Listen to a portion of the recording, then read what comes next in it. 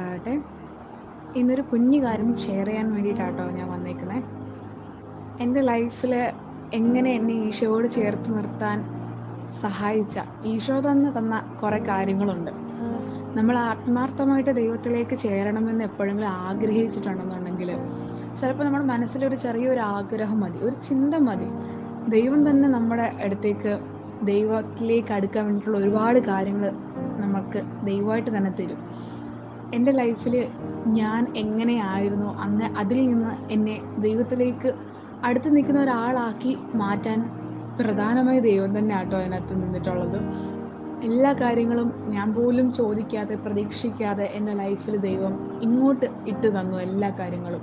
അപ്പം എൻ്റെ ലൈഫിലൊരു കുഞ്ഞ് കാര്യം, എനിക്ക് പേഴ്സണലി അനുഭവം ഉണ്ടായ കുറച്ച് കാര്യങ്ങൾ ഞാൻ പറഞ്ഞു തരാവേ. ശരിക്കും എനിക്ക് സത്യമായിട്ട് പറയുകയാണെന്നുണ്ടെങ്കിൽ ബൈബിള് വായിക്കുന്നത് ഭയങ്കര ഇൻട്രസ്റ്റിംഗ് ആയിട്ടുള്ളൊരു കാര്യമൊന്നും അല്ലായിരുന്നു. പക്ഷെ ഞാൻ വായിക്കാൻ ഇഷ്ടപ്പെടുന്ന ഒരാളായിരുന്നു. അതായത് നമ്മുടെ ഫിക്ഷണൽ സ്റ്റോറീസ്, നമ്മൾ കോമൺ ആയിട്ട് വായിക്കുന്ന ബുക്കുകളൊക്കെ ഒരുപാട് വായിക്കാൻ ഇഷ്ടപ്പെടുന്ന ആളായിരുന്നു. അങ്ങനെ വായിക്കുകയും ചെയ്യായിരുന്നു. അതൊക്കെ കഴിഞ്ഞ് കുറേ നാൾ കഴിയുമ്പം എനിക്ക് അതും ഭയങ്കരമായിട്ട് ബോറിംഗ് ആയിട്ട് തോന്നി. ഒന്നും ഒട്ടും ഇൻട്രസ്റ്റിംഗ് അല്ല എന്ന് ഫീൽ ചെയ്യുന്നു.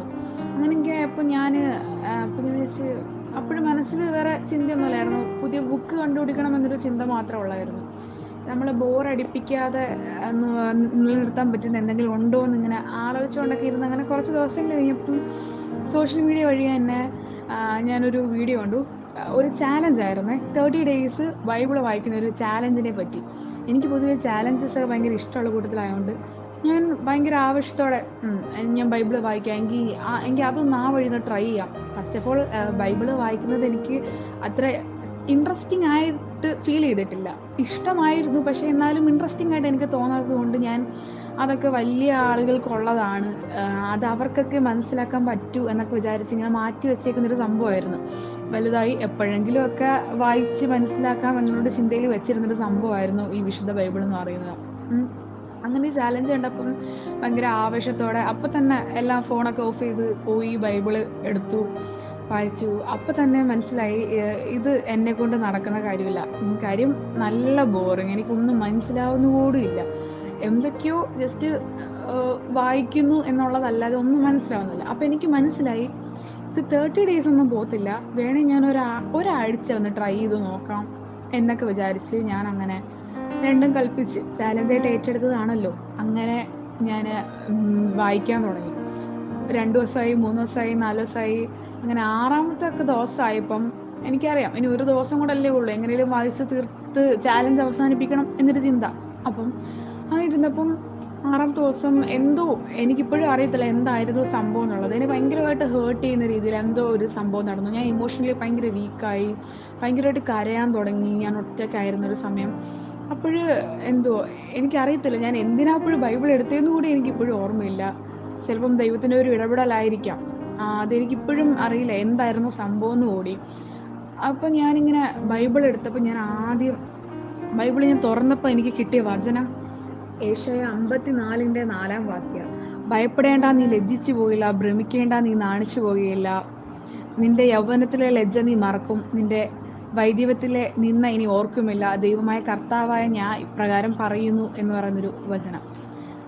അത് അന്ന് തൊട്ട് ഈ നിമിഷം വരെയും ഈ ഒരു 2 വർഷം കൊണ്ട് എൻ്റെ ലൈഫിൽ ഏറ്റവും മോസ്റ്റ് പവർഫുൾ ആയിട്ടുള്ളൊരു വചനം ഇപ്പോഴും ഏതാണെന്ന് ചോദിച്ചു കഴിഞ്ഞാൽ ഏശയ്യ 54:4-5 എന്ന് ഞാൻ പറയുള്ളൂ. കാര്യം ഇനി അത് ഭയങ്കരമായിട്ട് ഏതൊരു നിമിഷത്തിൽ എത്ര വലിയതായിക്കോട്ടെ, എത്ര ചെറിയ പ്രശ്നം ആയിക്കോട്ടെ, ഈ ഒരു വചനം എന്നെ ഭയങ്കരമായിട്ട് ഹെൽപ്പ് ചെയ്തിട്ടുണ്ട്. ഇപ്പോഴും എൻ്റെ റൂമിൽ ഞാനിങ്ങനെ സ്റ്റിക്കി നോട്ടിനകത്ത് ഈ വചനം എഴുതി വെച്ചിട്ടുണ്ട്. കാര്യം എന്തൊരു ചെറിയ കാര്യത്തിന് ഇറങ്ങി പുറപ്പെടുമ്പോഴും അല്ലെങ്കിൽ ആരുടെയെങ്കിലുമൊക്കെ കുത്തുവാക്കുകൾ കേൾക്കുമ്പോഴും ഞാൻ ഓടിച്ചെന്ന് നോക്കുന്നത് ഈ ഒരു വചനത്തിലേക്കാണ്. അപ്പോൾ എനിക്ക് മനസ്സിലാവും ഈശോ എൻ്റെ കൂടെ ഉണ്ട്. ആരും ഇല്ലെങ്കിലും, ആരൊക്കെ എന്നെ കുറ്റപ്പെടുത്തിയാലും, ആരും എനിക്ക് ഈ ലോകത്ത് വേണ്ട, എന്നെ അറിയാവുന്ന ഒരാൾ എനിക്കുണ്ട് ഈ ലോകത്ത്, അതെൻ്റെ ദൈവമാണ്. എൻ്റെ ഹൃദയത്തെ ആത്മാർത്ഥമായിട്ട് അറിയാവുന്ന ഒരാളുണ്ട്, അത് ഈശോ ആണ്. എനിക്ക് ആ ധൈര്യം മതി നമുക്കൊക്കെ ജീവിക്കാൻ വേണ്ടിയിട്ട്. അങ്ങനെ ആ ഒരു ദിവസം, അങ്ങനെ 6ാം ദിവസം ഒരാഴ്ച കൊണ്ട് നിർത്തണം, ബൈബിള് വായന അവസാനിപ്പിക്കാം എന്ന് വിചാരിച്ച ഞാൻ ഈ നിമിഷം വരെയും ബൈബിള് വായന നിർത്തിയിട്ടില്ല. കാര്യം എനിക്ക് നമ്മൾ എത്ര വായിച്ചാലും അത് തീരില്ല. കാര്യം അത്രമേൽ മനോഹരമാണ് അതിലുള്ള ഓരോ കാര്യങ്ങളും. അപ്പോൾ ഞാൻ ഒരാഴ്ച അപ്പോൾ എനിക്ക് മനസ്സിലായി ഇതിൽ എന്തോ സംഭവം ഉണ്ട്. ഞാൻ ആദ്യ പുസ്തകം തൊട്ടായിരുന്നു വായിച്ച് വന്നിരുന്നത്. അപ്പം അത് ഭയങ്കര എന്തൊക്കെയോ കാര്യങ്ങൾ ഇങ്ങനെ ആധികാരികമായിട്ട് സംസാരിക്കുന്ന പോലെയാണ് എനിക്ക് തോന്നിയത്. എന്നിട്ട് പിന്നീടൊന്നും വലിയ സംഭവങ്ങളൊന്നുമല്ല. എനിക്ക് ഈ വചനം ഇഷ്ടപ്പെട്ടു, അത് ഞാൻ എടുത്തു, അങ്ങനെയുള്ള അല്ലാണ്ട് പിന്നീടും വായിച്ചിട്ട് ബൈബിളിലൊന്നും എനിക്ക് മനസ്സിലാവുന്നില്ലായിരുന്നു. അങ്ങനെ ഞാൻ കുറേ നാളുകൾ ഇങ്ങനെ കണ്ടിന്യൂസ് ആയിട്ട് ബൈബിള് വായിച്ച് നോക്കി, പക്ഷേ എനിക്കൊന്നും മനസ്സിലാവുന്നില്ല. അപ്പം ഞാൻ ഈശോയോട് തന്നെ സ്ഥിരമായിട്ട് പ്രാർത്ഥിക്കാൻ തുടങ്ങി, ചോദിക്കാൻ തുടങ്ങി. ഇത്രയൊക്കെ ആത്മാർത്ഥമായിട്ട് ഈ വചനങ്ങൾ ഈശോ തന്നിട്ടും എനിക്ക് എന്തുകൊണ്ട് കർത്താവ് എന്താണ് എന്നോട് സംസാരിക്കുന്നതെന്നോ എന്താണ് ആ വചനത്തിൽ നിന്ന് ഉദ്ദേശിക്കുന്നതെന്നുള്ളതോ എനിക്ക് മനസ്സിലാവുന്നില്ല ഈശോയെ. ശരിക്കും എനിക്കെന്താ അത്രയ്ക്കും ബുദ്ധിയില്ല ഇതൊന്നും മനസ്സിലാക്കാന്നുള്ള. ഞാൻ ഭയങ്കര വിഷമത്തോടുകൂടി, എനിക്ക് ഭയങ്കര സങ്കടമാണ്. കാര്യം എല്ലാവരും ബൈബിള് വായിക്കുന്നതിനെ കുറിച്ചൊക്കെ പറയുമ്പോഴും എനിക്കൊന്നും മനസ്സിലാവുന്നില്ല ശരിക്കും ബൈബിളിൽ എന്താണെന്നുള്ളത്. ചിലപ്പം അന്ന് ഇതൊന്നും മനസ്സിലാക്കാതിരുന്നത് ചിലപ്പം അതിനേക്കാൾ ഇരട്ടിയായി ഇപ്പോൾ എനിക്ക് നല്ല രീതിയിൽ മനസ്സിലാക്കാനുള്ള കഴിവ് ദൈവം തന്നതും ഇതുകൊണ്ടാണെന്ന് തന്നെ ഞാൻ വിശ്വസിക്കുന്നുണ്ട്. അപ്പോൾ അങ്ങനെയൊക്കെ ഇരുന്നപ്പോഴും ഞാനിങ്ങനെ ഈശോയോട് ഇങ്ങനെ ചോദിച്ചു കഴിഞ്ഞപ്പം ഈശോനെ എനിക്ക് എന്താണ് സോഷ്യൽ മീഡിയയിൽ ഒരു സംഭവം കാണിച്ചു തന്നു. ഒരു വീഡിയോ ആയിരുന്നേ. വീഡിയോയുടെ താഴെയിൽ ഞാനിങ്ങനെ കണ്ടു ഒരു വീഡിയോ, അത് നല്ല രസമുള്ളൊരു വീഡിയോ ആയതുകൊണ്ട് ഇതൊക്കെ എവിടെ നിന്നാണ് കിട്ടിയെന്നൊക്കെ ഇങ്ങനെ ആലോചിച്ചിരുന്നു. അപ്പോൾ ഇത് ചോസൺ എന്ന് പറയുന്ന ഒരു സംഭവം ഒരു വെബ് സീരീസ് ആണെന്നുള്ളത് എനിക്ക് മനസ്സിലായി. അപ്പോഴും ഞാൻ വിചാരിച്ചു ഇതൊക്കെ നെറ്റ്ഫ്ലിക്സിൽ പൈസയൊക്കെ കൊടുത്ത് നമ്മളിങ്ങനെ ചാർജ് ചെയ്ത് കാണുന്ന, അതൊന്നും എന്തായാലും നമുക്ക് പറ്റില്ല എന്നൊക്കെ പറഞ്ഞ് അങ്ങനെ ഞാൻ വിട്ട് കളഞ്ഞിരുന്ന. അപ്പം പിന്നെയും ഞാനിതിനെപ്പറ്റി എൻ്റെ മനസ്സിൽ നിന്ന് ഇതങ്ങോട്ട് പോകുന്നില്ല. അങ്ങനെ ഞാൻ ഗൂഗിളിൽ കയറി സെർച്ച് ചെയ്യാൻ തുടങ്ങി. അങ്ങനെയൊക്കെ ആയപ്പോൾ എനിക്ക് മനസ്സിലായി ഇത് ഫ്രീ ആയിട്ട് കിട്ടുന്ന സംഭവം ഉണ്ട് എന്നത്. എനിക്കറിയാം ഇത് കേൾക്കുന്ന മെജോറിറ്റി ഒരു 80-90% ആൾക്കാർക്കും ഇതിനെപ്പറ്റി അറിയാമായിരിക്കും. പക്ഷെ ബാക്കി അറിയാത്തൊരു 10% ആൾക്കാർക്ക് വേണ്ടിയിട്ടാട്ടോ ഞാനിത് പറയുന്നത്. നിങ്ങൾക്ക് ഇത് വായിച്ചിട്ട് ബൈബിള് വായിച്ചിട്ട് എത്ര വായിച്ചിട്ട് മനസ്സിലാവുന്നില്ല എന്നുണ്ടെങ്കിൽ കർത്താവിനെക്കുറിച്ച് കൂടുതൽ മനസ്സിലാക്കാൻ വേണ്ടിയിട്ട് ഈശോപ്പയുടെ ജീവിതം എന്താണെന്ന് അറിയാൻ വേണ്ടിയിട്ടൊക്കെ മനസ്സിലാക്കാൻ ആഗ്രഹമുള്ളവർക്ക് ദ ചോസൺ എന്ന് പറയുന്നൊരു വെബ് സീരീസ് ഉണ്ട്. ഭയങ്കരമായിട്ട് എൻ്റെ ലൈഫിൽ ഹെൽപ്ഫുള്ളായ ഒരു സംഭവം കേട്ടോ. അതിനുശേഷമാണ് ഞാൻ ആത്മാർത്ഥമായിട്ട് ബൈബിൾ വായന തുടങ്ങിയെന്ന് തന്നെ വേണമെങ്കിൽ പറയാം. മറ്റേത് ചുമ്മാതെ വായിക്കുമായിരുന്നു. പക്ഷെ ഇപ്പോൾ എനിക്ക് എന്താണ് സംഭവം കോൺസെപ്റ്റ് നമുക്ക് മനസ്സിലായി കഴിയുമ്പോൾ കുറെ കൂടി ഭംഗിയാകും എന്ന് പറയുന്നതിനാണ് തന്നെ ഞാനിത് ഏഞ്ചൽ സ്റ്റുഡിയോസിൽ ഫ്രീ ആയിട്ട് നമുക്കിത് ചോസൺ എന്ന് പറയുന്ന സംഭവം കാണാൻ പറ്റും. ഞാനിപ്പോഴും സീസൺ 3 കണ്ടുകൊണ്ടിരിക്കുകയാണ്.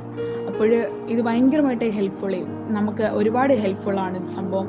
അപ്പം ഇത് അറിയാത്ത ആരെങ്കിലുമൊക്കെ ഉണ്ടെന്നുണ്ടെങ്കിൽ ഒന്ന് മസ്റ്റായിട്ടൊന്ന് കാണുക. ബൈബിള് വായന ആഗ്രഹിക്കുന്നവർ, ഈശോയോട് ചേരാൻ കുറേ കൂടി ഈശോയെക്കുറിച്ച് മനസ്സിലാക്കാൻ ആഗ്രഹമുള്ളവർ മസ്റ്റായിട്ട് ഇതൊന്ന് കാണണം. ഈശോ മത്തായി ഒരു ടാക്സ് കളക്ടർ ആയിട്ടാണ് കാണിക്കുന്നത്. അപ്പം മത്തായി ചേർത്ത് നിർത്തുന്ന സ്വന്തം അപ്പം പോലും മത്തായി മകനായിട്ട് ചേർത്ത് നിർത്തുന്നില്ല. അങ്ങനൊരു മകൻ എനിക്കില്ല എന്ന് അപ്പം പറയുമ്പോഴും ഈശോപ്പ അവിടെ മത്തായി ഇങ്ങനെ ചേർത്ത് നിർത്തുന്ന കുറച്ച് സീനുകളുണ്ട്. അതുപോലെ തന്നെ മഗ്ദലക്കാരി മറിയയുടെ അടുത്തേക്ക് ഈശോ കടന്നു വരുന്ന കുറച്ച് സീനുകൾ. ശരിക്കും ഇതൊക്കെ കാണുമ്പോൾ ഭയങ്കരമായിട്ട് ആരുമല്ല, നമുക്കൊന്നും ഒരു കഴിവുമില്ല, നമ്മളൊക്കെ ആരും അറിയപ്പെടാത്ത ഒരാളാണ്, നമുക്കൊന്നും ഒരു ഗുണവും നമ്മളില്ല എന്നൊക്കെ വിശ്വസിച്ചിങ്ങനെ സങ്കടപ്പെട്ടിരിക്കുമ്പോൾ ഒക്കെ ശരിക്കും ഈശോ കൂടെ ഉണ്ട്. ഈശോ നമ്മളെ സഹായിക്കും, നമ്മളെ അങ്ങനെ ഒന്നും ദൈവം അങ്ങനെ കൈവിട്ട് കളയില്ല എന്നുള്ളൊരു പ്രചോദനമൊക്കെ തന്ന് നമ്മളെ മുന്നോട്ട് നയിക്കാൻ എന്നെ ഒരുപാട് പേഴ്സണലി ഹെൽപ്പ് ചെയ്തു. ഇത് ചിലപ്പോൾ കാണുന്ന ഒരാൾക്ക് വേണ്ടിയിട്ടായിരിക്കാം, ഇപ്പോൾ കാണുന്ന താങ്കൾക്ക് വേണ്ടിയിട്ടായിരിക്കാം. ഇത് നിങ്ങൾ കണ്ട് ഈശോയെക്കുറിച്ചൊന്ന് മനസ്സിലാക്കി കുറെ കൂടി ദൈവത്തിലേക്ക് അടുക്കാൻ നിങ്ങളെ സഹായിച്ചേക്കും. അപ്പോൾ തീർച്ചയായിട്ടും ബൈബിള് വായിക്കുക. അതുപോലെ വചനങ്ങൾ കുറേയൊക്കെ പഠിക്കാൻ ശ്രമിക്കുക. ശരിക്കും അത് വചനങ്ങൾ പഠിക്കാൻ ശ്രമിക്കുമ്പം നമ്മൾ പോലും അറിയാണ്ട് ഒരുപാട് വചനങ്ങൾ നമ്മൾ പഠിച്ച് നമ്മൾ ദൈവത്തിൽ കുറേ അങ്ങ് ആഴപ്പെടുകയാണ് ചെയ്യുന്നത്. നമുക്ക് ശരിക്കും നമ്മൾ മനസ്സിലാക്കേണ്ടുന്നൊരു കാര്യമുണ്ട്, ഇതല്ല നമ്മുടെ ലോകം. ശരിക്കും നമുക്കൊരു ലോകമുണ്ട്, നിത്യതയുടെ ഒരു ലോകമുണ്ട്. നമ്മൾക്ക് ശരിക്കും നമ്മൾ മനുഷ്യന്മാരിപ്പോൾ പൊട്ടക്കുളത്തിലെ തവളയുടെ ഒരവസ്ഥയാണ്. ആ തവള വിചാരിക്കുന്നത് അതാണ് അതിൻ്റെ ലോകമെന്ന്. പക്ഷെ ശരിക്കും അതിന് പുറത്തൊരു ലോകം ഉള്ളതുപോലെ നമ്മൾ മനുഷ്യന്മാരാണ് ശരിക്കും ആ തവളയുടെ അവസ്ഥ. നമ്മുടെ യഥാർത്ഥ ജീവിതം ഇവിടെ അല്ല. നമുക്ക് മറ്റൊരു മനോഹരമായൊരു ജീവിതം ഈശോപ്പ കാത്തു വെച്ചിട്ടുണ്ട്. പക്ഷെ ആ ജീവിതത്തിലേക്ക്, ആ ഒരു ലോകത്തിലേക്ക് കടക്കണമെന്നുണ്ടെന്നുണ്ടെങ്കിൽ ഒരു നല്ലൊരു പരിശുദ്ധമായ ഒരു ആത്മാവ് നമുക്കുണ്ടാവണം. ആത്മാവിനെ പോഷിപ്പിക്കുന്ന കാര്യങ്ങൾ നമ്മൾ ചെയ്യണം. അതിന് തീർച്ചയായിട്ടും വചനം നമ്മളെ സഹായിക്കും. നല്ലൊരു യുവതലമുറ നമുക്കുണ്ടാകട്ടെ എന്ന് പ്രാർത്ഥിക്കുന്നു. നന്ദി.